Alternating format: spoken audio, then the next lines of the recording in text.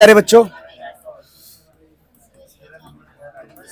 हमें इस चैप्टर में 9 पेज पढ़ना है। सिर्फ बहुत इजी चैप्टर है न्यूक्लियाई। अगर आप बहुत ईमानदारी से सुनते हो तो एक बार में ही आपको आ जाएगा, क्योंकि ये सब बातें अपने बचपन में सुनी जब आप छोटे थे। ठीक है, तो nuclei is one of the easiest chapter.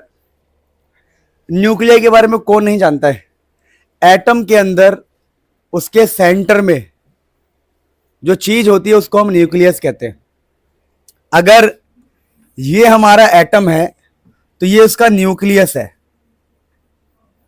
अब इस न्यूक्लियस के बारे में बहुत ज्यादा स्टडी हम नहीं कर पाए, क्योंकि एटम खुद ही बहुत छोटा होता है, तो उसका न्यूक्लियस कितना छोटा होगा।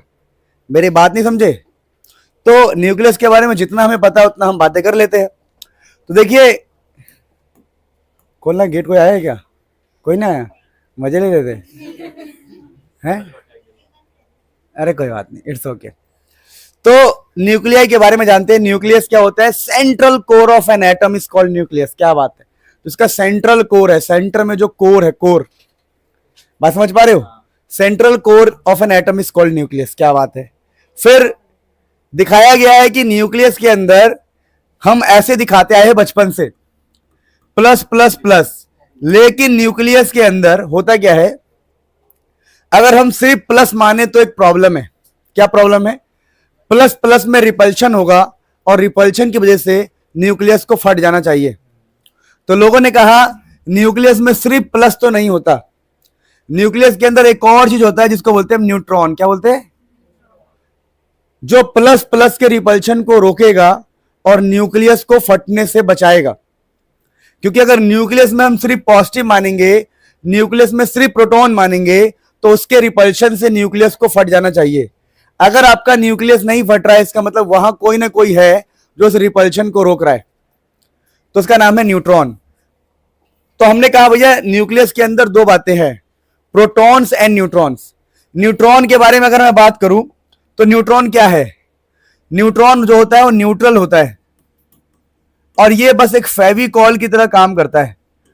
फेविकॉल कह सकते हो, गोंद, गोंद समझते हो? गोंद, गोंद, ग्लू, एक ग्लू की तरह काम करता है कि जो प्लस प्लस के रिपल्शन है उसको रोक देगा, उसको अट्रैक्शन लगा के। क्योंकि जो न्यूट्रॉन होता है ना, वो प्रोटॉन को भी खींच सकता है, न्यूट्रॉन को भी खींच सकता है। तो दो प्रोटॉन आपस में रिपल्शन कर रहे हैं, दोनों को इसने पकड़ लिया, न्यूट्रॉन्स ने पकड़ लिया। अब रिपल्शन ओवरकम हो गया, अब न्यूक्लियस नहीं फटेगा। तो न्यूक्लियस के अंदर न्यूट्रॉन को इमेजिन किया गया। अब बात समझते हैं कि किसी भी एटम को हम कैसे रिप्रेजेंट करते हैं। जैसे कार्बन है तो नीचे 6 ऊपर 12, 12 क्या है? ए, 6 क्या है? जेड। बेसिकली ये जो जेड है ये प्रोटॉन और इलेक्ट्रॉन के बराबर होता है अगर एटम आपका न्यूट्रल है। अगर एटम में कोई छेड़खानी नहीं की गई है तो आपका जो जेड है वो प्रोटॉन और इलेक्ट्रॉन दोनों को रिप्रेजेंट कर सकता है।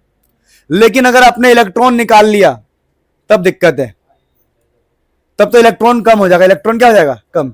यानी ध्यान रखना कि अगर मैं आपको सिंपल भाषा में कहूं तो इलेक्ट्रॉन वाले को भूल जाओ, क्योंकि इलेक्ट्रॉन को हम चेंज कर सकते हैं। क्या कर सकते हैं? चेंज। तो सिंपल भाषा में ध्यान रखो कि जो जेड होता है प्रोटॉन को रिप्रेजेंट करता है। प्रोटॉन कभी चेंज नहीं होता, प्रोटॉन न्यूक्लियस के अंदर होता है। इलेक्ट्रॉन बदल सकता है, इसलिए हम ज्यादा इलेक्ट्रॉन की बातें यहां नहीं कर रहे। तो 6 इसको बोलते हैं एटॉमिक नंबर, जो प्रोटॉन के बराबर होता है। एटॉमिक नंबर प्रोटॉन के बराबर, ये होता है एटॉमिक मास नंबर। अब मित्रों ध्यान रखना, अगर आपको न्यूट्रॉन निकालना है तो न्यूट्रॉन निकालने का बड़ा आसान तरीका बताया गया है। आपको कुछ नहीं करना, ऊपर वाले में से नीचे वाले को माइनस करना है। अगर a माइनस जेड करोगे तो आपको मिलेगा न्यूट्रॉन। यानी अगर मैं 12 में से क्या माइनस कर दूं? 6, तो आपको न्यूट्रॉन मिलेगा। क्या मिलेगा? न्यूट्रॉन। a माइनस 6 क्या होगा? न्यूट्रॉन। 12 माइनस 6 क्या होगा? न्यूट्रॉन। समझ में आई बात? आई कि नहीं आई बात? समझ में आ गई। अब यहां पर देखो ध्यान से, न्यूट्रॉन निकालने के लिए क्या करते हैं? जो भी एटॉमिक मास नंबर है उसको माइनस करते हैं नंबर ऑफ प्रोटॉन से। नंबर ऑफ प्रोटॉन से 12 माइनस है, इसको बोलते हैं एटॉमिक मास नंबर। ये मास नंबर है और ये है प्रोटॉन, तो आपको न्यूट्रॉन मिल जाएगा। याद करना बड़ा सिंपल है, ऊपर वाले में से नीचे को माइनस करो। अब मित्रों कुछ बातों को समझना। All the particles inside the nucleus is called nucleon.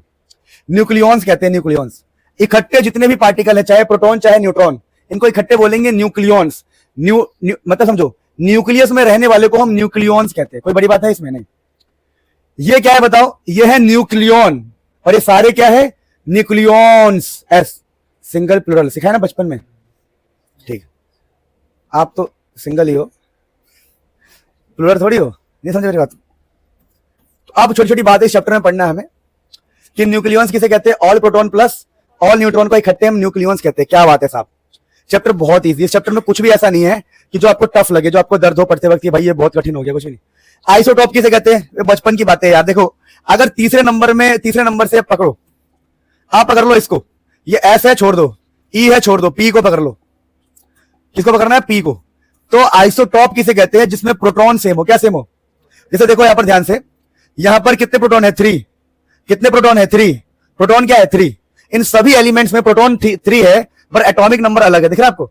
तो जब एटॉमिक मास नंबर, जब मास नंबर इनके अलग हो पर प्रोटॉन क्या हो? सेम, तो हम कहते हैं भैया P फॉर प्रोटॉन। खोलो गेट खोलो, पानी आया होगा। अरे वाह, बोतल ही तो लेनी, ले लो यार।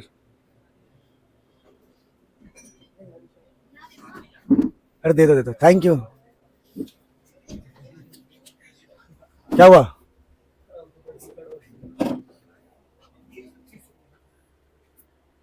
ध्यान दो।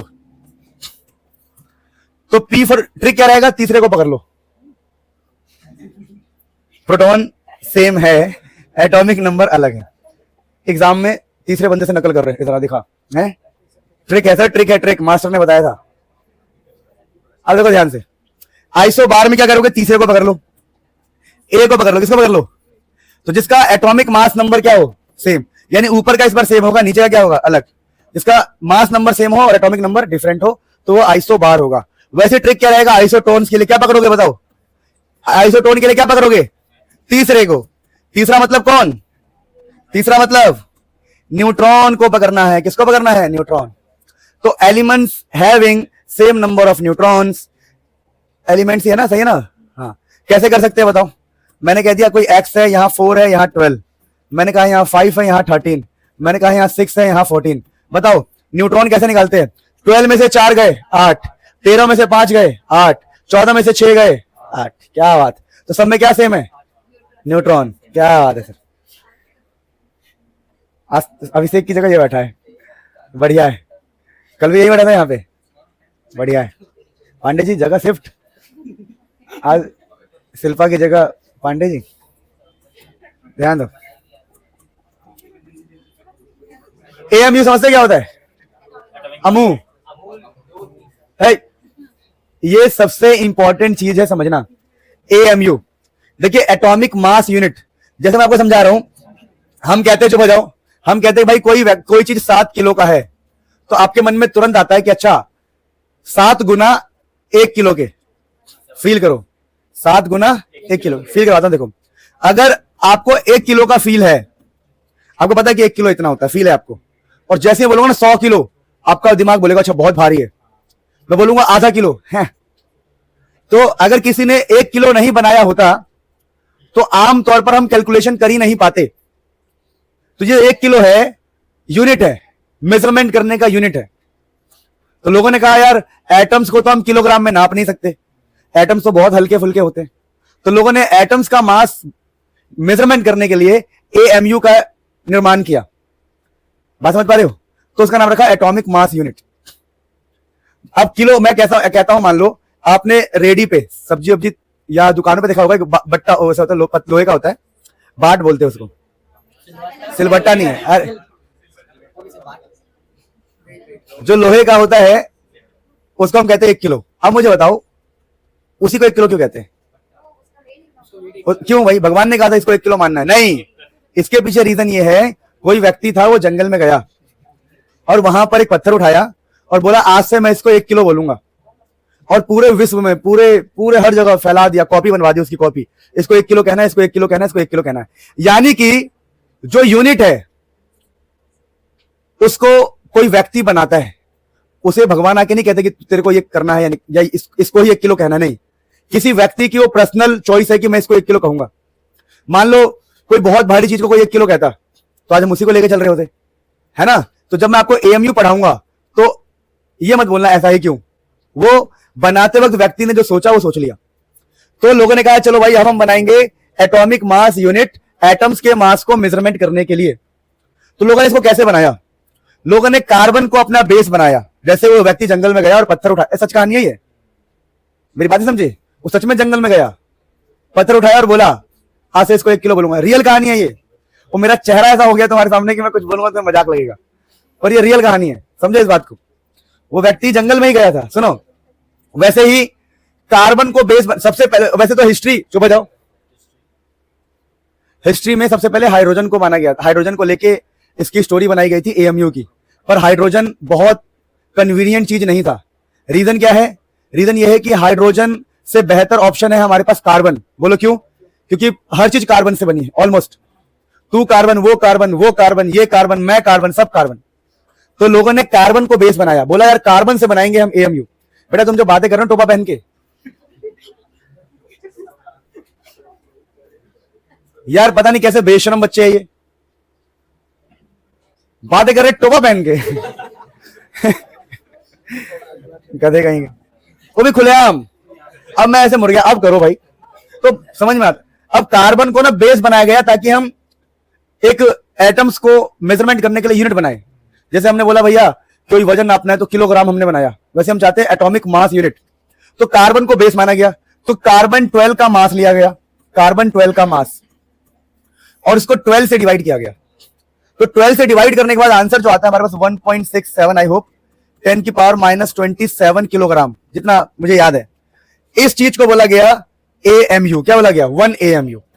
तो 1 एएमयू बनाने के लिए कार्बन को चुना गया। और तुम बोलोगे ऐसा क्यों कर रहे हैं, कार्बन 12 का, कार्बन का मास लेके उसी को 12 से डिवाइड कर रहे हैं, ऐसा क्यों कर रहे हैं। तुमने क्यों नहीं पूछा कि तो भाई तू पत्थर उठा के 1 किलो क्यों कह रहा है। लॉजिकली जो बनाया गया उसको फॉलो करो कि कार्बन 12 के मास को 12 से डिवाइड करके जो वैल्यू आती है उसको बोलते हैं हम 1 एएमयू। जैसे 1 किलो होता है वैसे ये है 1 एएमयू। जैसे हम बोलते हैं कि 2 किलो से, फोन मत चलाओ बेटा, हम बोलते हैं 2 किलो एप्पल। अब हम बोलेंगे 2 एएमयू। हम बोलेंगे ऑक्सीजन को बोलेंगे 16 एएमयू। यानी कि जो ऑक्सीजन है 16 गुना ज्यादा भारी है as compare to this value. जैसे मैं कहता हूं 2 किलो आम, अगर मैं 2 किलो आम कहता हूं इसका क्या मतलब है कि 2 गुना है 1 किलो के। अब मैं कह रहा हूं 16 एएमयू, क्या मतलब है इसका, 16 गुना है 1 एएमयू के।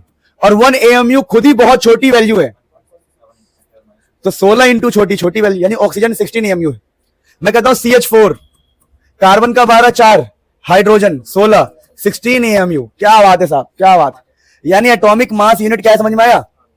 तो 1/12 part of mass of carbon 12 atom. अब इसकी वैल्यू आती है 1.66 10 की पावर -27 kg। जैसे CH4 का 16 एएमयू है, 1 एएमयू की वैल्यू। अब ये बात यहां पर खत्म होती है, ये बात जो है यहां पर खत्म हो जाती है। अब मेरी बात को ध्यान से सुनना है, आगे काम आएगा। 1 एएमयू की वैल्यू होती है 1.66 10 की पावर -27 kg। अब आइंस्टाइन साहब का ये सबसे फेमस रिलेशन है। अगर कोई बच्चा पैदा होता है, चाहे वो साइंस ले, आर्ट्स ले, कॉमर्स ले, उसे कुछ भी नहीं आता साइंस में, उसको ये पता होगा E = mc²। सबसे फेमस है, नोटबुक आती है, नोटबुक पे लिखा रहता है, तो ये सबसे फेमस है। लेकिन आइंस्टाइन साहब कहना क्या चाहते हैं, आइंस्टाइन साहब कहना ये चाहते हैं कि एनर्जी जो है वो mc² है। मतलब एनर्जी और मास का रिलेशन है ये एनर्जी और मास का रिलेशन है। कह रहे हैं कि मास के बगल में इक्वल है एनर्जी, यानी मास से एनर्जी कन्वर्ट हो सकता है, मास एनर्जी में कन्वर्ट हो सकता है। तो हमने कहा अच्छा भाई आइंस्टाइन साहब की थियरी लगाते हैं। हम देखना चाहते हैं कि 1 एएमयू इतने मास में कितना एनर्जी हो सकता है। तो हम लोगों ने क्या किया दोस्तों, E = mc² के सिद्धांत के अनुसार हमने कुछ नहीं किया, हमने यहां पर मास को रखा 1 एएमयू। क्या रखा, और यहां रखा हमने C का स्क्वायर। कई सारे बच्चों को C का मतलब नहीं पता है, रुक जाओ मैं पूछूंगा।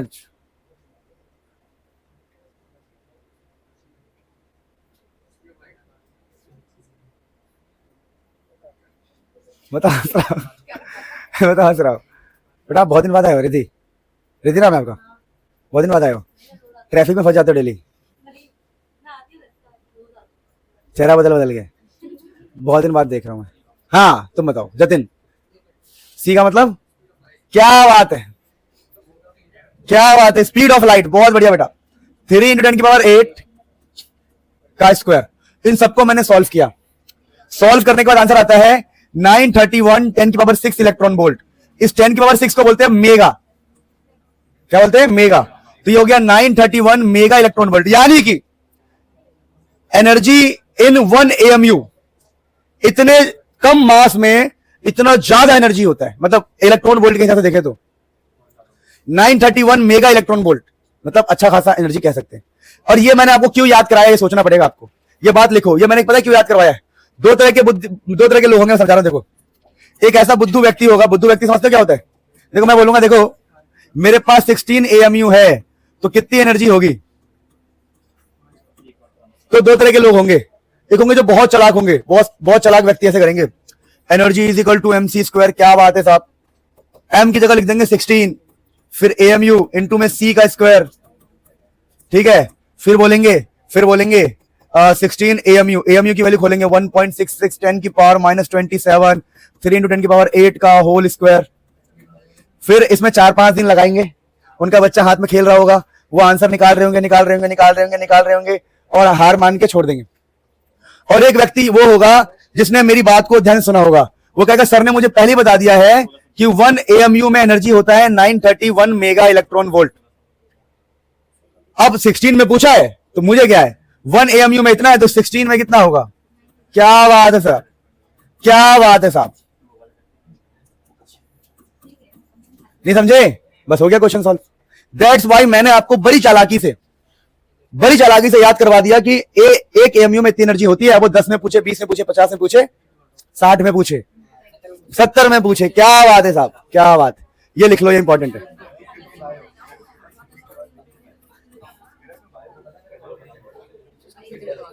Please guys be focused. देखिए लिखा हुआ है न्यूक्लियस। अब ना न्यूक्लियस के शेप की बात आई तो इसको स्फेरिकल शेप अज्यूम्ड। आज तक किसी को नहीं पता कि न्यूक्लियस का शेप है कैसा, लोगों ने स्फेरिकल अज्यूम कर लिया। अब हमारे मन में ये क्वेश्चन आता है कि स्फेरिकल ही क्यों अज्यूम किया, रेक्टेंगुलर क्यों नहीं? रेक्टेंगुलर तो हो नहीं सकता, 3D है, गधे पागल है। क्यूब क्यों नहीं, क्यूबॉइड क्यों नहीं, सिलेंड्रिकल क्यों नहीं, और क्या होता है, कोन क्यों नहीं है? तो इसके पीछे सिंपल लॉजिक क्या है, हमारा जो यूनिवर्स है स्फीयर को सपोर्ट करता है। अगर आप प्लैनेट्स को देखोगे, प्लैनेट्स को, तो कहीं ना कहीं स्फेरिकल जैसे दिखते हैं वो। मैक्सिमम जो फ्रूट्स होते हैं दे आर लाइक स्फेरिकल। और बात समझ पा रहे हो? तो लोगों को लगा अगर हमारा यूनिवर्स स्फीयर को ही सपोर्ट कर रहा है तो वाई मतलब क्यों ना हम, इंग्लिश नहीं बनी मुझे पता है, क्यों ना हम न्यूक्लियस को स्फेरिकल ही मान ले। तो स्फेरिकल मानने के पीछे साइंटिस्ट लोगों का यही मन था। आप बोलोगे मुझे कैसे पता है? तो मैं हिस्ट्री ऑफ साइंस की बुक्स पढ़ता था तो मुझे वहां पर ही आइडिया मिला कि वो ऐसा था। मेरी बात समझे? तो स्फेरिकल शेप अज्यूम करने के पीछे ये रीजन था। अब दोस्तों जब बेटा जो बातें कर रहे हैं ना, नर्क में जाओगे, सीधा नर्क में, मैं लिख के दे रहा हूं तुम्हें, और नर्क तुम्हें रिजल्ट वाले दिन दिखाई देगा। तुम्हें शर्म आनी चाहिए कि भाई कोई व्यक्ति पढ़ा रहा है और तुम बातें कर रहे हो, जबकि तुम घर पे बात करते हो, मोबाइल फोन में बात करते हो, दोस्तों से खाते पीते बात करते हो, हर टाइम बात करते हो, और तुम्हें 1.5-2 घंटे क्लास में भी बात करनी है। सोचो क्या लेवल ऑफ मैच्योरिटी है तुम्हारे पास। कीड़े हो कीड़े, वो भी नाली वाले नहीं, वो वाले।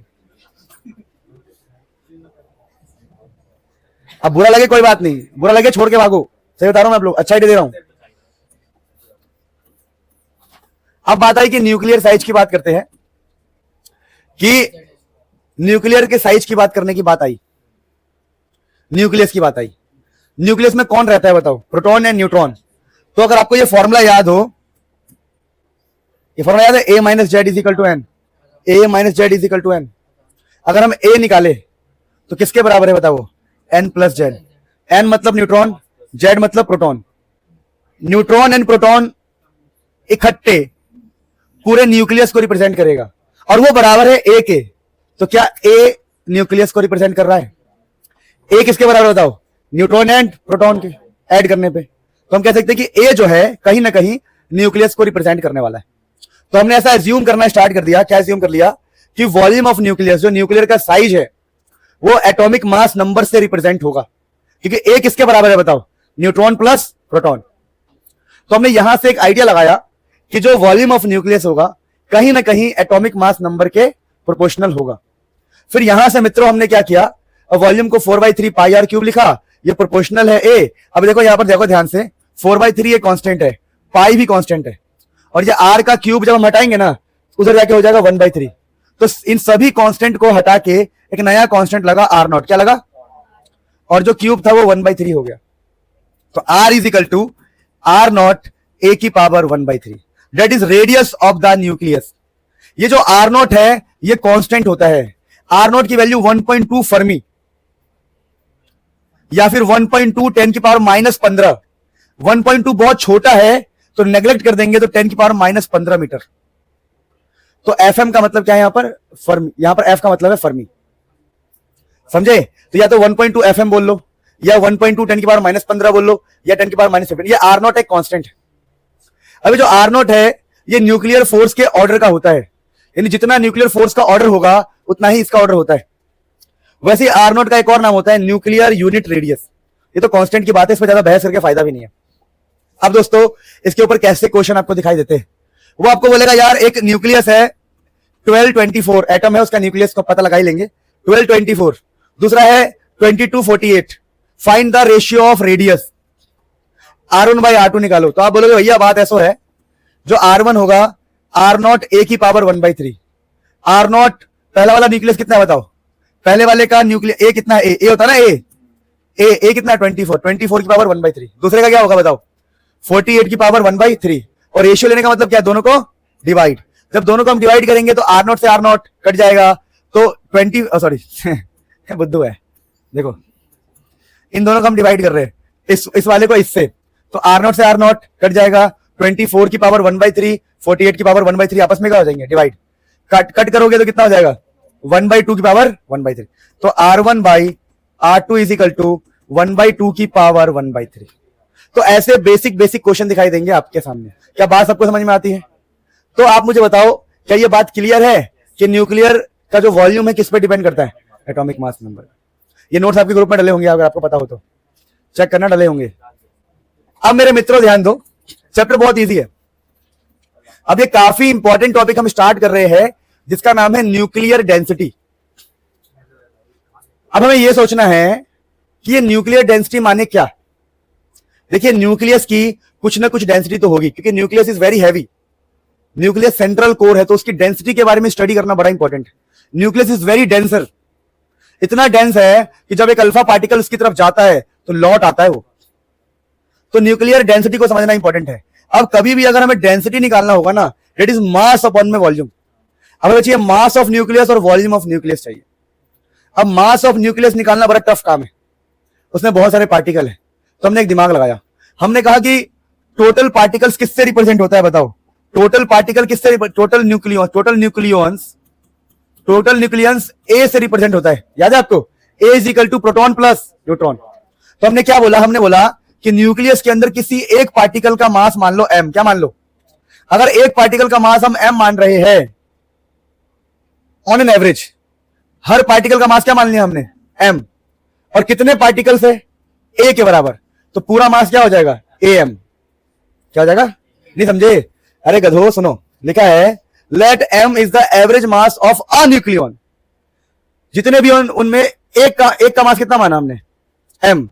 टोटल मास क्या होगा? a इंटू में m, क्योंकि a क्या होता है? Proton plus neutron. अब हमने कहा भैया डेंसिटी होता है मास ऑफ न्यूक्लियस अपॉन में वॉल्यूम। मास किसके बराबर हो गया? a into m। क्या बात है साहब, बोलो ना, क्या बात है साहब? ठीक ठीक है, बढ़िया, ये लड़का अच्छा है, गुड। संगम यार, अरे पूछ ही तो रहा था।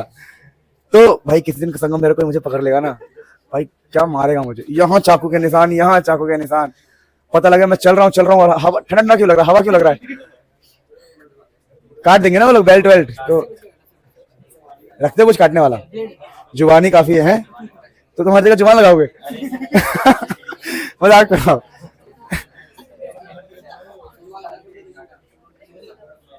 अरे चिल, क्या हुआ? हे कह रहा बाहर मिल। मुझे लगा तुम बोर हो गए ना, थोड़ा सा बात कर लो ऐसे। अरे हाँ ठीक हो सब? गर्मी तो लग रही है किसी को? गर्मी गर्मी लग रही है? एसी ऑफ करवाना है किसी को? गुड, शाबाश, कंबल लाया करो। अब सुनो मित्रों, A into M total mass, mass of nucleus अपन में वॉल्यूम ऑफ न्यूक्लियस। अरे वहां क्या चल रहा है भाई? ये तो ऑफ हो रखा है। हे सॉरी दोस्तों, अब ठीक है।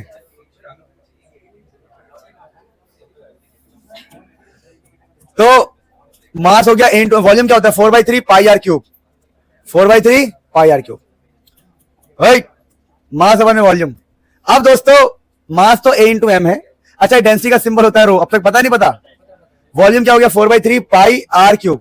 आर जो आपका होता है ना, वो होता है आर नॉट ए की पावर 1/3। अब मुझे आर क्यूब करना है, तो इन सबका क्यूब, तो आर नॉट पे क्यूब आएगा और 3 से 3 कट जाएगा। देखो अगली बार क्या होगा, आर नॉट पे क्यूब आएगा और ए का जो 3 है ना, ये 3 कट जाएगा। ऊपर भी ए, नीचे भी ए। अब देखो तो डेंसिटी क्या निकल के आया? मास। अब मास ऑफ न्यूक्लियन, सुनो मेरी बात सुनो, बहुत इंपॉर्टेंट। चाहे एटम हाइड्रोजन का हो, चाहे एटम लिथियम का हो, चाहे एटम पोटेशियम का हो, प्रोटॉन तो बदलेगा नहीं। मतलब प्रोटॉन तो प्रोटॉन ही है ना, प्रोटॉन का मास बदल जाएगा क्या? प्रोटॉन तो प्रोटॉन है। तो ऊपर वाला मास कांस्टेंट है, 4/3 कांस्टेंट है, पाई कांस्टेंट है, आर नॉट कांस्टेंट है। तो ये सारी वैल्यू सॉल्व करके क्या आएगा? कांस्टेंट है। इससे क्या प्रूफ हुआ? इससे ये प्रूफ हुआ न्यूक्लियस की जो डेंसिटी है कांस्टेंट है। यानी अगर न्यूक्लियस की डेंसिटी अगर 4 है तो ये हमेशा 4 ही रहेगा, चाहे एटम किसी का भी हो, चाहे वो एटम, चाहे वो हाइड्रोजन का हो, चाहे हीलियम का हो, चाहे लिथियम का। यानी कि छोटा एटम हो या बड़ा एटम, फर्क नहीं पड़ता, न्यूक्लियस की डेंसिटी क्या रहती है? सेम। आप मुझे एक, चलो मैं छोटी सी बात आउट ऑफ टॉपिक कर रहा हूं, मुझे एक ऐसा एटम बताओ जिसमें न्यूट्रॉन ना हो, न्यूट्रॉन ना हो, एक ऐसा एटम बताओ।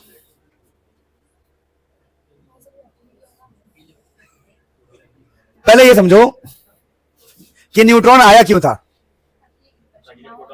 ताकि रिपल्शन को रोक सके। न्यूट्रॉन आया इसलिए था ताकि रिपल्शन को रोक सके। बेटा क्या हुआ यार, तुम लोग ना डिस्टर्ब कर देते हो, don't do this kind of thing. या तो मैं निकाल दूंगा या कुछ ऐसा बोल दूंगा, अपने आप चले जाओगे। और बता दूं, मुझे आप लोगों से इतना फर्क नहीं पड़ेगा, अगर आप सीरियस नहीं हो पढ़ाई को लेकर तो भगा दूंगा मैं। एक ऐसा एटम जिसके अंदर न्यूट्रॉन ना हो, तो पहले हमें यह सोचना पड़ेगा न्यूट्रॉन आया क्यों?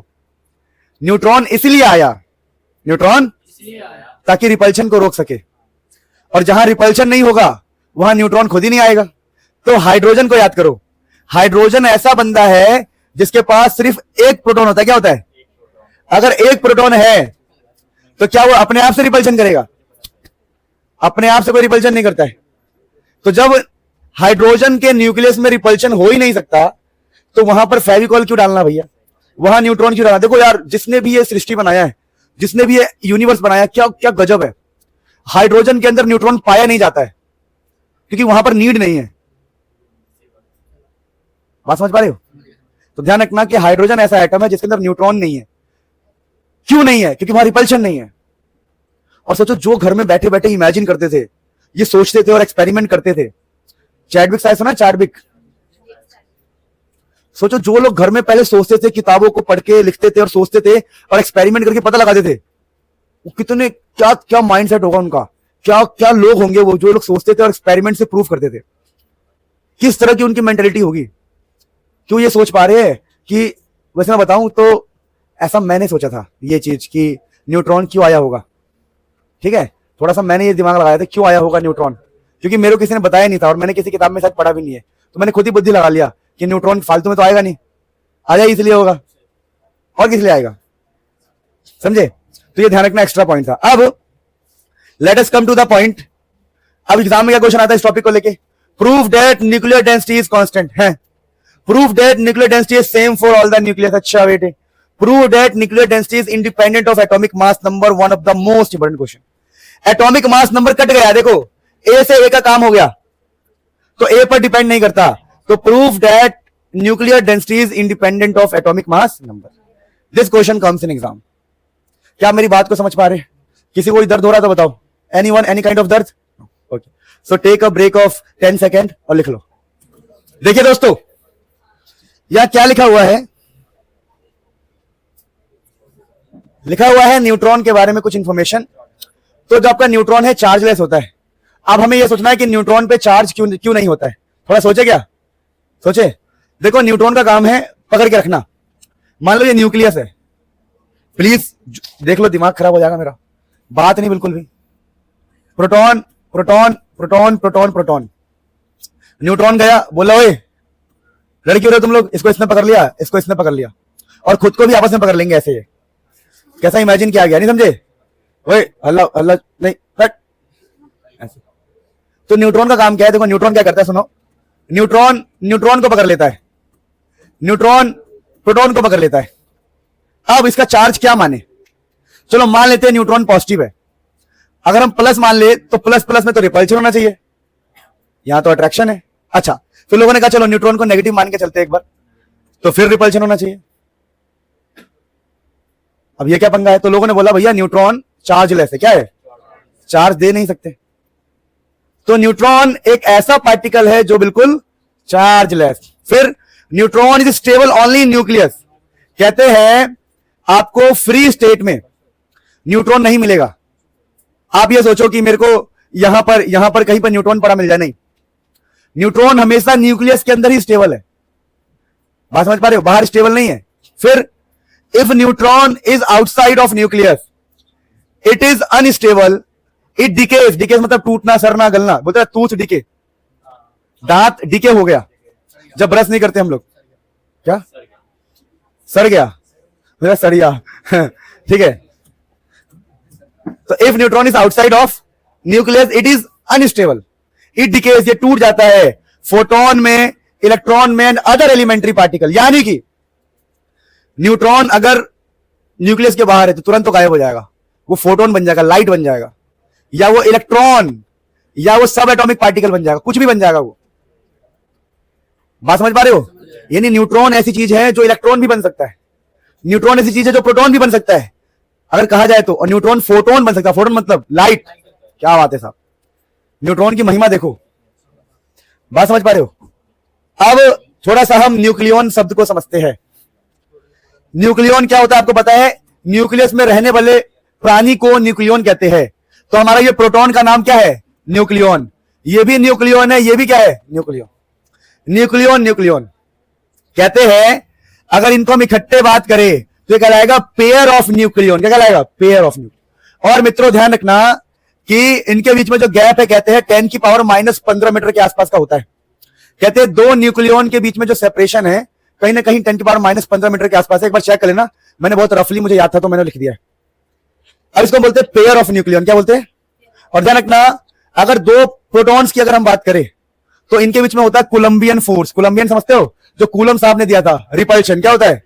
और इसी रिपल्शन को रोकने के लिए न्यूट्रॉन का इसके अंदर प्रवेश होता है, वो आता है, एंट्री मारता है ना. तो अभी हमने क्या सीखा कि न्यूक्लियॉन क्या होता है? ये जो पॉजिटिव है, जो न्यूट्रॉन है, प्रोटॉन है, उसको हम न्यूक्लियॉन कहते हैं. अब पेयर ऑफ न्यूक्लियॉन का मतलब क्या है? किसी भी दो प्रोटॉन को पकड़ लो या किसी भी दो न्यूट्रॉन को पकड़ लो तो यह कहलाएगा पेयर ऑफ न्यूक्लियॉन. अब मित्रों ध्यान रखना, हमेशा इनके बीच में फोर्स होता है, प्रोटॉन के बीच में, तो हमें पता ही है. अब एक टॉपिक आता है स्ट्रॉन्ग न्यूक्लियर फोर्स. स्ट्रॉन्ग, इसको स्ट्रॉन्ग क्यों कहते हैं? क्योंकि ये बहुत स्ट्रॉन्ग सच में होता है. देखो मैं कह रहा हूं न्यूक्लियस कितना छोटा, न्यूक्लियस बहुत छोटा, उस छोटे से न्यूक्लियस में बहुत सारे प्रोटॉन है, उन प्रोटॉन्स के बीच में रिपल्शन चल रहा है. रिपल्शन के बावजूद न्यूक्लियस नहीं फट रहा है, मतलब उसके अंदर कोई ना कोई बहुत तगड़ा फोर्स है जो न्यूक्लियस को फटने से रोक रहा है. तो हम कहते हैं बहुत ही तगड़ा फोर्स होगा, strong nuclear force. It is the force which binds the nucleus together, या कह सकते हैं binds the nucleons together. That is the correct word. यहां पर हम लिख सकते हैं न्यूक्लियॉन्स, जो सभी न्यूक्लियॉन्स को बांध के रखे, प्रोटॉन को, न्यूट्रॉन को, सबको बांध के रखे. और ये बहुत ही स्ट्रांग होगा. क्यों होगा? फट जाएगा। क्या होगा? न्यूक्लियस फट जाएगा अगर ये स्ट्रांग नहीं हुआ तो, ध्यान रखना। This is the strongest force known till yet. आज तक जितने फोर्स पता है उनमें सबसे स्ट्रॉन्गेस्ट यही होता है, लेकिन इसकी क्या लिमिटेशन? शॉर्ट रेंज है। क्या ये? थोड़े न्यूक्लियस के अंदर पाया जाएगा, बाहर तो है नहीं, तो शॉर्ट रेंज है, तो ध्यान रखना। अब देखिए हम पढ़ रहे characteristic of nuclear force. Nuclear force के क्या कैरेक्टरिस्टिक है? ये जो न्यूक्लियर फोर्स है, पहली बात तो स्ट्रॉन्गेस्ट फोर्स, अब तक का सबसे स्ट्रॉन्गेस्ट फोर्स है। दूसरा क्या? शॉर्ट रेंज फोर्स है। क्या ये? Short range force. तीसरा क्या? डिस्टेंस के साथ इसका ये छोड़ दो, ये तीसरा पॉइंट नहीं है, ये अलग ही टॉपिक है, छोड़ो। वैसे ये तीसरा पॉइंट ही है ये, पर अलग से समझा रहा हूं। देखो हम क्या कर रहे हैं, चुप हो जाओ, सुन लो ध्यान से। हमने लिया पेयर ऑफ न्यूक्लियन। क्या लिया हमने? Pair of nucleon. दो न्यूक्लियन लिए, और हमने लिया पोटेंशियल एनर्जी एक तरफ, एक एक्सिस में लिया हमने पोटेंशियल एनर्जी, और एक तरफ लिया हमने डिस्टेंस। क्या लिया? डिस्टेंस। ध्यान देना, इस तरफ डिस्टेंस लिया हमने, इस तरफ ऊपर की तरफ है पोटेंशियल एनर्जी, इस तरफ है डिस्टेंस। हमने क्या पाया? हमने ये पाया कि जब हमारा डिस्टेंस बहुत ज्यादा है तो पोटेंशियल एनर्जी ऑलमोस्ट जीरो को टच करता है। कैसे टच करता है? पोटेंशियल एनर्जी जीरो होने का मतलब पता क्या होता है? अट्रैक्शन नहीं है। क्या नहीं है? मेरी बात समझे। देखो जब आपका डिस्टेंस बहुत ज्यादा, इस साइड हो आप, तो ऑलमोस्ट ये सेंट्रल लाइन को टच कर रहा है, जिसको हम बोलते हैं जीरो। क्या बोलते हैं? अरे जीरो है ना ये, हाँ। इसका मतलब क्या? अट्रैक्शन नहीं है, फोर्स जीरो है। This proof it is a short range force. अगर आप दूर हो, क्या हो? अगर आप दूरी ज्यादा रखते हो तो न्यूक्लियर फोर्स ऑलमोस्ट जीरो होगा। तो nuclear force is a short range force, बड़ा इंपॉर्टेंट है ये। तो एक कैरेक्टरिस्टिक आ गई, थर्ड यही है। वेरिएशन विद डिस्टेंस का मतलब क्या है? ये शॉर्ट रेंज है। क्या ये? Short range, short range force. इसका रेंज बहुत ज्यादा नहीं है। अब सुनिए, अब क्या बता रहा है? जैसे जैसे हम पास आ रहे हैं पोटेंशियल एनर्जी नेगेटिव हो रहा है, और पोटेंशियल एनर्जी नेगेटिव होने का मतलब पता क्या होता है? कि अट्रैक्टिव हो रहा है। क्या हो रहा है? अट्रैक्शन। आप लोगों ने पढ़ा होगा F इजिकल टू, पढ़ा आप लोगों ने एनर्जी के साथ रिलेशन? नहीं पढ़ा होगा, जेई में होता है ये, कि फोर्स और ग्रेडियंट ऑफ पोटेंशियल एनर्जी का रिलेशन होता है। चलो कोई बात नहीं, छोड़ो, सिंपल बता रहा हूं। जब, ध्यान दो, जब हम पास आ रहे हैं तो एनर्जी डिक्रीज हो रही है, इसका मतलब अट्रैक्शन। क्या मतलब इसका? यानी यहां तक हमारा अट्रैक्शन चल रहा है, अट्रैक्टिव है। क्या है? अट्रैक्टिव। न्यूक्लियर फोर्स अट्रैक्टिव है। लेकिन अगर हम और ज्यादा क्लोज आएंगे, डिस्टेंस को कम करें, डिस्टेंस को अगर और हम डिस्टेंस को कम करेंगे दोस्तों, तो यहां पर आपको दिखाई देगा पोटेंशियल एनर्जी बढ़ रहा है। पोटेंशियल एनर्जी, और पोटेंशियल एनर्जी का बढ़ना कहलाता है रिपल्शन। सोचो ना, कहीं पर रिपल्शन होगा तो एनर्जी बढ़ेगी, थरथराहट, एनर्जी बढ़ेगी तो रिपल्शन स्टार्ट होगा। जैसे मैंने कहा कि पानी यहां पर है ठंडा, तुम उसको एनर्जी दोगे, एनर्जी उसकी बढ़ाओगे, एनर्जी बढ़ाओगे तो क्या होगा बताओ? रिपल्शन ऐसा स्टार्ट हो जाएगा ना, वही वाली बात है। तो हमने क्या सीखा? हमने ये सीखा, अगर दो न्यूक्लियन की बात करें हम, तो अगर ये दूर अगर होंगे, उनके बीच का डिस्टेंस अगर बहुत ज्यादा होगा, तो न्यूक्लियर फोर्स क्या होगा? जीरो। और जब हम उसको पास लाएंगे, एक मिनिमम एक पास लाएंगे ना एक डिस्टेंस तक, तो अट्रैक्शन रहेगा। लेकिन अगर उनको बहुत क्लोज ले आएंगे तो एक दूसरे के बारे में सब कुछ जान जाएंगे और ब्रेकअप हो जाएगा। मजाक कर रहा हूं, इस चीज को समझो, मजाक कर रहा हूं। जब हम न्यूक्लियंस को बहुत पास लाने का प्रयास करते हैं, रिपल्शन स्टार्ट हो जाता है। तो इन एटम से हमें यही सीखना है कि don't go too much inside a person life that person don't like. नहीं समझे मेरी बात? मतलब ठीक है भाई, हो गया। मैं बस ये कह रहा हूं, अभी तुम लोग बड़े हो जाओगे धीरे धीरे समय के साथ, तो किसी की लाइफ में इतना ज्यादा नहीं मतलब इंटरफेयर करना है कि इरिटेशन हो जाए। सबको अपनी लाइफ जीने दो भाई, बहुत ज्यादा क्लोज नहीं आना है ना? कि वहां पर एक मैसेज आया और तुम ऐसे कर रहे हो, हाँ? नहीं समझे मेरी बात? That is wrong, keep in mind, है ना? तो यही है कि बहुत क्लोज नहीं, बहुत दूर नहीं, एक मिनिमम डिस्टेंस मेंटेन रखना है। बात समझ में आई? ठीक है प्यारे बच्चों, now we are going to start mass defect. Please ध्यान देना, स्टार्ट कर रहे दोस्तों मास डिफेक्ट। अब बहुत सारे बच्चों के मन में सवाल आएगा कि यार ये मास डिफेक्ट होता क्या है? What is mass defect? तो मैं आपको समझा रहा हूं, ध्यान दीजिएगा कि मान लो अभी हम करोड़ों साल पहले है, करोड़ों साल पहले हम क्या देख रहे हैं? जब एटम बनके तैयार भी नहीं हुआ है, तो उस टाइम पर क्या होगा कहीं पर न्यूट्रॉन्स होंगे बहुत दूर दूर, कहीं पर न्यूट्रॉन्स बहुत दूर दूर होंगे, कहीं पर प्रोटॉन बहुत दूर दूर होंगे। अब न्यूट्रॉन प्रोटॉन बहुत दूर दूर है, एटम भी एग्जिस्ट नहीं करता है। लेकिन कुछ ऐसा हुआ कि समय के साथ धीरे धीरे ये न्यूट्रॉन ये प्रोटॉन साथ आने लग गए, साथ, और उससे निर्माण हुआ न्यूक्लियस। क्या हुआ? हमने न्यूट्रॉन और प्रोटॉन को यहां पर ऐड किया जब ये जुड़े नहीं है, सिंगल है, इनको जोड़ा, इसका मास था मान लो 2 किलो, इनका मास क्या है 2 किलो। और जब न्यूक्लियस बन के तैयार हो गया, न्यूक्लियस जब बन गया तो हमने इसके मास को तौला तो ये 1.9 किलो था। तो ये बात बड़ी अजीब है कि अगर सेब दूर दूर रखे हुए हैं तो 2 किलो है, और जैसी सेब को थैले में रख दिया हमने वो 1.9 किलो हो गया। ये कैसे हो सकता है? तो लोगों ने कहा इसको बोलेंगे हम मास डिफेक्ट। बेटा जो बातें कर रहे हैं आपस में कीड़े हैं, नाली वाले भी नहीं, उससे नाली जिसमें क्या बोलूं मैं, जो भी बात कर रहे हैं, और जो मैं बोलूंगा हो जाएगा अगले जन्म में। अगले जन्म किसने देखा है? कोई बात नहीं, मैंने तो देखा है भाई, मैंने सबका देख लिया। किसने बोला था जवान को लड़ा रहा है? यार भाई बदतमीजी नहीं, please be respectful for your friends, ठीक है? अपने दोस्तों के लिए रिस्पेक्टफुल। गलत बात है यार, प्लीज बात नहीं करेगा कोई भी, दिमाग खराब हो जाएगा। तो न्यूट्रॉन न्यूट्रॉन प्रोटॉन प्रोटॉन जब अलग है 2 किलो के है, जोड़ने के बाद ये 1.9 किलो के हो गए। तो हमारे मन में आया कि भाई ये मास डिफेक्ट है, मास में डिफेक्ट आ रहा है। अब क्वेश्चन ये था कि वो मास गया कहां?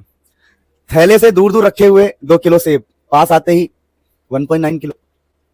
तो फिर आइंस्टाइन साहब अपनी थियोरी लेके आए। आइंस्टाइन साहब लेके आए mass energy relation. Mass energy relation जो कहता है खुलेआम सरेआम, कहता है E is equal to mass E square M C square, E is equal to. इनका यह मानना था कि जो आपका ये 0.1 kg का डिफेक्ट आ रहा है, वो 0.1 kg एनर्जी में कन्वर्ट हो गया। किसमें कन्वर्ट हो गया? और ये जो एनर्जी है इसी को बोलते हैं हम बाइंडिंग एनर्जी। क्या बोलते हैं? अब तुम बोलेंगे सर ये बाइंडिंग एनर्जी क्या होता है, फिर बता दो। देखो समझो, ये पहले न्यूट्रॉन प्रोटॉन सब अलग थे, लेकिन अब इनको इकट्ठे रहना है। इकट्ठे रहने के लिए कुछ एनर्जी चाहिए। एनर्जी कहां से लाए? तो क्या किया इन लोगों ने? इन लोगों ने अपना ही मास एनर्जी में कन्वर्ट करवा दिया और बंध गए। क्या हो गया? बंध गए, इसलिए इसका नाम है बाइंडिंग एनर्जी। बाइंडिंग मतलब बंधना, बंधन, बंधना। समझे मेरी बात को? ये बात समझ में आई? जैसे मैंने कहा, आप बहुत लॉजिकल है ना, जैसे रेगिस्तान में कोई बंदा फंस गया, प्यास लगी, क्या करे, वही वाली कहानी है। समझो मेरी बात। अरे हाँ, वही वाली कहानी, आप इसको फील करो। जब इन सबको इकट्ठे रहना है तो इकट्ठे रहने के लिए हमें चाहिए बाइंडिंग एनर्जी, जो बांधने के लिए एनर्जी चाहिए। अब एनर्जी कहां से लाए? तो इसने क्या किया, 2 किलो का था, कितने किलो का था? 1 मिनट, आप मेरी कहानी को समझ पाए क्या कह रहा हूं मैं? कहानी ये है, इनको इकट्ठे रहने के लिए क्या चाहिए? Binding energy. क्या करे?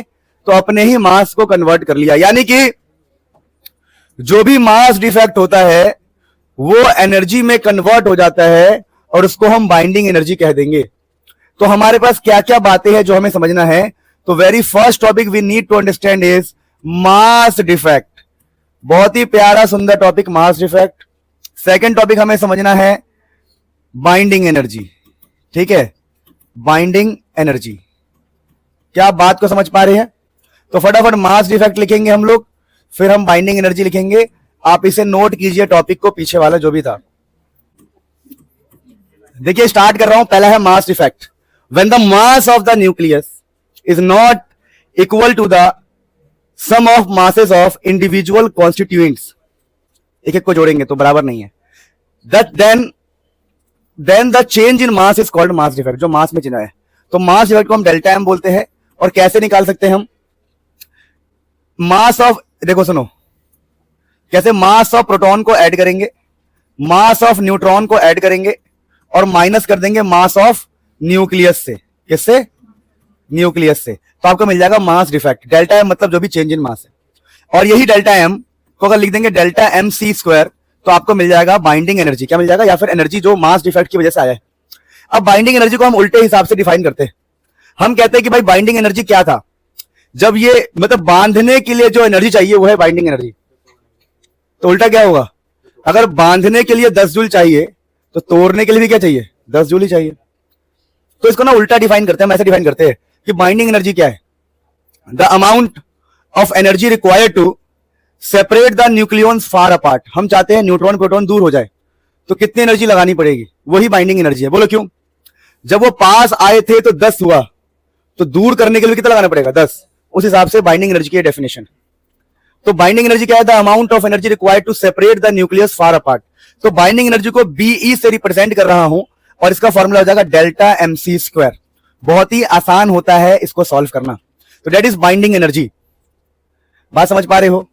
और मास of proton, mass of neutron, अगर मान लो कहीं पर 10 प्रोटॉन है मान लो, तो यहां पर आपको 10 से मल्टीप्लाई करना है। 10 इंटू एक मास ऑफ प्रोटॉन, नहीं समझे? अगर आपका 15 न्यूट्रॉन है तो 15 से मल्टीप्लाई करोगे, मतलब टोटल प्रोटॉन, टोटल न्यूट्रॉन का मास of neutron plus mass of proton, mass of nucleus से माइनस करोगे, डेल्टा एम आ जाएगा। सो इसे नोट कीजिए, फिर हम आगे बढ़ते हैं कहानी को लेके। प्यारे बच्चों, जब हम बाइंडिंग एनर्जी को पढ़ लेते हैं ना, तो हमें पढ़ना पड़ता है बाइंडिंग एनर्जी कर्व। ये कर्व क्या है? एनसीईआरटी से लिया गया है। ये कर्व को समझना बहुत इंपॉर्टेंट है। मान लो ऑलमोस्ट हमारा लास्ट टॉपिक है ये, और भी फिर क्वेश्चन बताऊंगा एक दो इसके ऊपर बढ़िया। ये बाइंडिंग एनर्जी कर्व क्या है? पहले आप ये समझिए, ये जो कर्व हमने बनाया कैसा कर्व है? ये है बाइंडिंग एनर्जी पर न्यूक्लियॉन। बाइंडिंग एनर्जी पर न्यूक्लियॉन मतलब कि समझिएगा, पूरे न्यूक्लियॉन को हम ए से रिप्रेजेंट करते हैं कि भैया ए है सभी न्यूक्लियॉन्स के बराबर, Z प्लस N। तो बाइंडिंग एनर्जी को जब हम ए से डिवाइड करेंगे तो कहलाएगा बाइंडिंग एनर्जी पर न्यूक्लियॉन। ये कर्व बहुत इंपॉर्टेंट है न्यूक्लियर फ्यूजन फीजन को समझने के लिए। अभी जो बाइंडिंग एनर्जी पर न्यूक्लियॉन हमारा इस साइड है ग्राफ में, और इस तरफ है आपका मास नंबर ए। और ये जो ग्राफ है काफी गजब का ग्राफ है समझने के लिए टॉपिक को, कि जैसे यहां पर हाइड्रोजन है, आइसोटॉप्स है इसके 1H1 1H2 1H3, फिर lithium, nitrogen, oxygen, sulphur, iron. सबसे बड़ा खिलाड़ी, सबसे इंटरेस्टिंग खिलाड़ी आपका आयरन ही है, क्योंकि देखिए पहले ग्राफ में एनर्जी बहुत कम है, फिर एनर्जी बढ़ रही है ठीक है, और आयरन पर आपका एनर्जी सबसे मैक्सिमम है ग्राफ में, बाइंडिंग एनर्जी। पहले आप ये समझिए कि बाइंडिंग एनर्जी का मतलब क्या था। बाइंडिंग एनर्जी से मेरा मतलब था the amount of energy required to separate. अगर आप न्यूक्लियस को तोड़ना चाहते हो, अगर आप न्यूक्लियस को दोबारा ब्रेक करना चाहते हो, तो आपको बाइंडिंग एनर्जी अप्लाई करनी पड़ेगी। क्यों? क्योंकि बाइंडिंग एनर्जी से ही जुड़ा हुआ है, तो आपको बाइंडिंग एनर्जी देकर ही तोड़ना पड़ेगा। यानी अगर किसी का बाइंडिंग एनर्जी का कर्व मैक्सिमम जा रहा है, तो उसका, जैसे मैंने कहा भाई इसका बाइंडिंग एनर्जी बहुत ज्यादा है। अगर बाइंडिंग एनर्जी बहुत ज्यादा है इस न्यूक्लियस का, तो मुझे तोड़ने के लिए बहुत एनर्जी लगानी पड़ेगी, बहुत एनर्जी लगानी पड़ेगी। तो आयरन का बाइंडिंग एनर्जी बहुत ज्यादा है, यानी आयरन को तोड़ना आसान नहीं है, क्योंकि आयरन स्टेबल है। यानी आपका आयरन का न्यूक्लियस सबसे स्टेबल है इस कर्व के अकॉर्डिंग। अब धीरे धीरे बाइंडिंग एनर्जी का कर्व झुकता जा रहा है, झुकता हुआ एनर्जी डिक्रीज हो रहा है। एनर्जी डिक्रीज होने का मतलब क्या है? अगर मैं कम एनर्जी दूंगा तब भी ये न्यूक्लियस डिस्ट्रॉय हो जाएगा।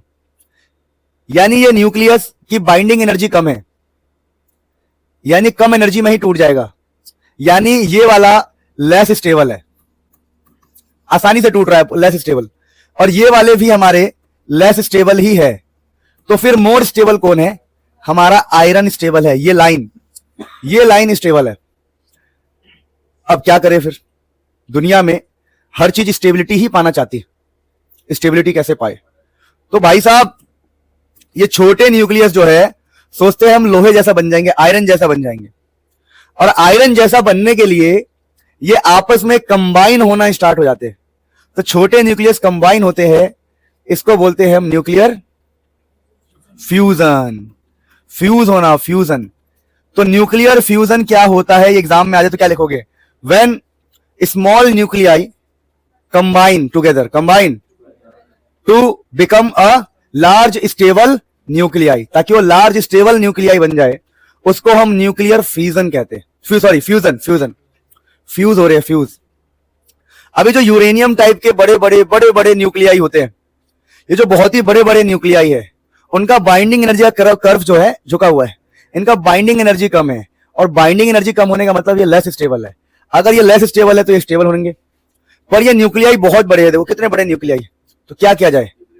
तो ये टूटना स्टार्ट कर देंगे, क्योंकि स्टेबल नहीं है ना, तो ये टूटना स्टार्ट होंगे और टूटने के बाद ये आयरन जैसा बनना स्टार्ट चाहेगा। देखो आयरन का एटॉमिक नंबर 26 के आसपास है, तो ये छोटे है तो जुड़ के 26 बन जाए, और ये बड़ा है तो टूट के 26 की कॉपी करना चाहेंगे। तो टूटने वाले को बोलते हैं हम न्यूक्लियर फीजन। Nuclear fission. तो दोस्तों न्यूक्लियर फीजन से क्या मतलब है कि जो बड़े न्यूक्लियाई होते हैं, जो बहुत बड़े बड़े न्यूक्लियाई है, उनका बाइंडिंग एनर्जी बहुत कम है। थोड़ी बहुत भी गर्माहट मिलेगी, थोड़ा बहुत भी एनर्जी मिलेगा तो न्यूक्लियाई टूट सकते हैं, या फिर वो इतने लेस स्टेबल होते हैं कि अपने आप ही टूटना स्टार्ट कर देंगे। अब टूटना स्टार्ट करेंगे तो वो छोटे न्यूक्लियाई मतलब आयरन के पास आके स्टेबल बनना चाहेंगे। तो जब बड़े न्यूक्लियर फ्यूजन का मतलब क्या है, when large nuclei being less stable, being और अनस्टेबल, बीइंग लेस स्टेबल और unstable, large nuclei being less stable unstable breaks into smaller stable nuclei, smaller stable, this is called nuclear fusion. तो ये आप graph बनाइए बढ़िया से, दोनों definition को खुद से लिखिए, नोट कीजिए खुद से, फिर हम आगे बढ़ेंगे। Nuclear force is spin independent होता है, ठीक है। Nuclear force is spin independent, independent कौन सा, स्पिन इंडिपेंडेंट, इंपॉर्टेंट है ये। और दूसरा पॉइंट ये नॉन सेंट्रल फोर्स, कि जो न्यूक्लियर फोर्स होता है स्पिन पे डिपेंड नहीं करता, कि इलेक्ट्रॉन मतलब जो जैसे इलेक्ट्रॉन का स्पिन होता है ना, क्लॉक एंटी क्लॉक, उस पर डिपेंड नहीं करता। दूसरा नॉन सेंट्रल फोर्स है, ऐसा नहीं कि सिर्फ सेंट्रल की तरफ लग रहा है, ठीक है, नॉन सेंट्रल होता है। और स्पिन इंडिपेंडेंट क्या आंसर है?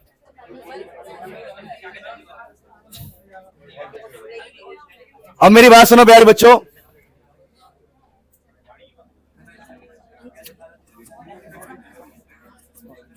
ये सबसे इंपॉर्टेंट चीज मैं आपको करवा रहा हूं।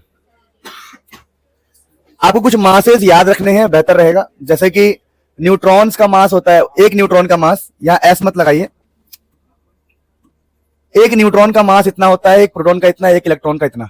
ये आपको एग्जाम में लिखा हुआ मिलेगा, लेकिन क्या पता स्कूल के एग्जाम्स में लिखा हुआ ना मिले। ये तीनों आपको याद भी होना चाहिए, चमका सकते हो कहीं भी, क्योंकि सबको याद नहीं होता।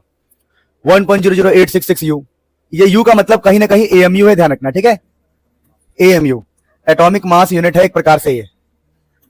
तो ये याद करके फायदा क्या होता है मैं आपको समझा रहा हूं। देखो कई बार एग्जाम में जब भी क्वेश्चन आएगा इस चैप्टर से, न्यूक्लियाई से, इस टाइप के क्वेश्चन आपको दिखाई देंगे। अब ये एनसीईआरटी से मैंने रेफरेंस लिया है इस क्वेश्चन का। क्वेश्चन क्या कह रहा है समझने का प्रयास करो। कौन है, कौन है? कोई नहीं है, ठीक है।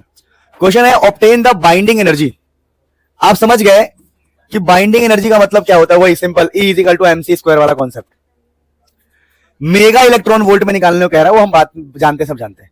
कह रहा है ऑफ नाइट्रोजन जिसका 14.7N सिंबल है, कह रहा है इसका जो न्यूक्लियस है उसके पूरे न्यूक्लियस का मास हमें दिया हुआ है 14.00307 U। ये इसके न्यूक्लियस का मास है।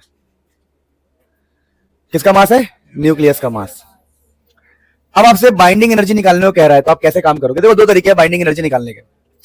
बाइंडिंग एनर्जी निकालने का एक तरीका है डेल्टा MC स्क्वायर, और एक तरीका यह है कि हम पहले से ही जानते हैं 1 AMU में जो एनर्जी होता है 931 मेगा इलेक्ट्रॉन वोल्ट। अगर एक AMU में इतना एनर्जी होता है तो डेल्टा M में कितना होगा? 931 इंटू में डेल्टा M। एक तरीका तो यह है आपका आंसर। ये मैंने बताया भी होगा आपको कि अगर हम एक में निकाल लेंगे इतना आंसर है, तो कितने भी मास में निकालना उस मास से मल्टीप्लाई कर देंगे।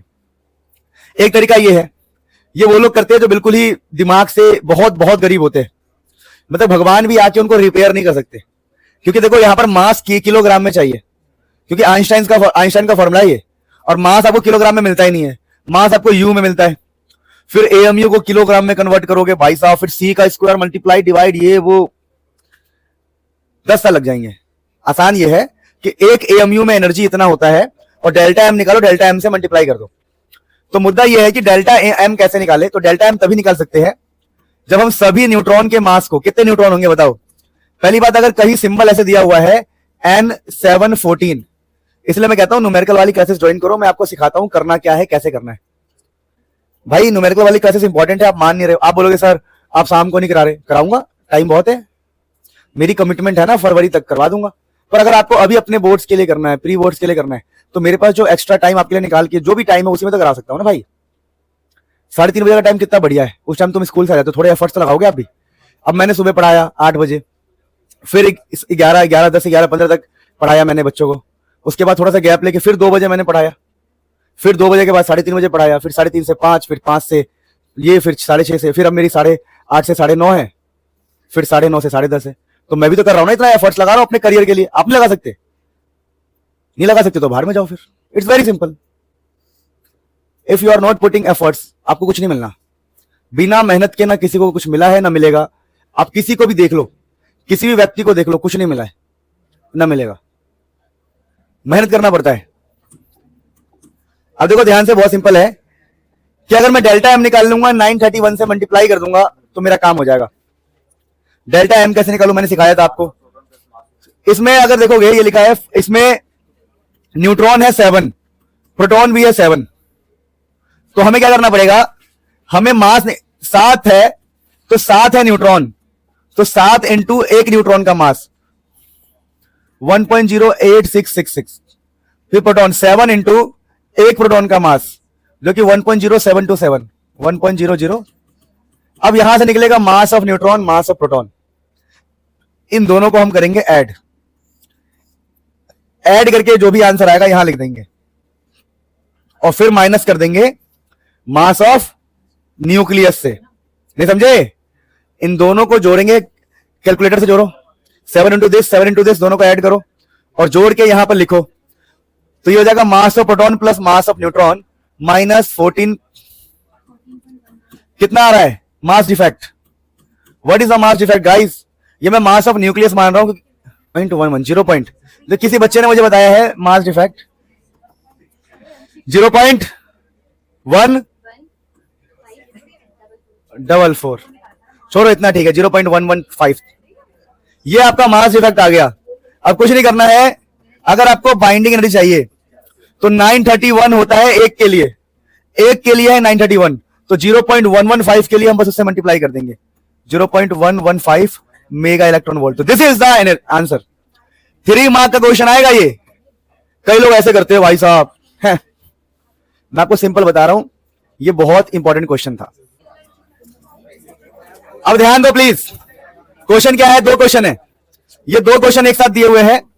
कह रहा है कि एक बार हमारे पास आयरन का न्यूक्लियस है, इसका बाइंडिंग एनर्जी निकालो, और एक बार मेरे पास है बिस्मथ का न्यूक्लियस, इसका बाइंडिंग एनर्जी निकालो। निकाल लोगे? सेम प्रोसेस इसके लिए। 26 प्रोटॉन है और 6 में से 6 गए 0 और 5 में से 2 गए 3। 30 है कितने न्यूट्रॉन? 30 है ना, 6 में से 6 गए 0। तो 26 प्रोटॉन का मास प्लस 30 न्यूट्रॉन का मास माइनस कर देंगे इस वाले वैल्यू को, और फिर 931 से यार डेल्टा एम कैसे निकालोगे? 26 प्रोटॉन का मास प्लस 30 न्यूट्रॉन का मास, 30 न्यूट्रॉन आएगा, उसको माइनस कर देना इस वैल्यू से, डेल्टा एम निकल जाएगा, और फिर 931 से मल्टीप्लाई करने से निकल जाएगा बाइंडिंग एनर्जी।